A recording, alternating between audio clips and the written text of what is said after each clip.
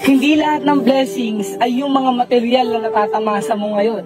Hindi lahat ng blessings ay yung mga bagay-bagay na meron ka ngayon. Ang tunay na blessings, yung hindi ka nagkakasakit. Buo yung pamilya mo, nakakain ka 3 beses sa isang araw. Hindi mo yun naiisip na blessings, no? Kasi iba yung hinahanap mo. Real talk lang tong sasabihin ko.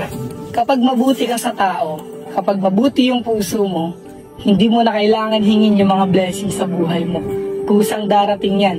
Basta't nakikita ng taas na wala kang galit, hindi ka marunong mainggit, meron kang maayos na puso, darating at darating lahat ng bagay na gusto mo. Dapat matuto ka magpasalamat dahil malakas ka ngayon. Buo yung pamilya mo, nakakakain ka, gumigising ka sa umaga. Yun ang tunay na pagmamahal ng taas na hindi natin nakikita na blessing dahil may iba tayong hinahanap. Keep safe and God bless. Ingat po kayo palagi and stay safe.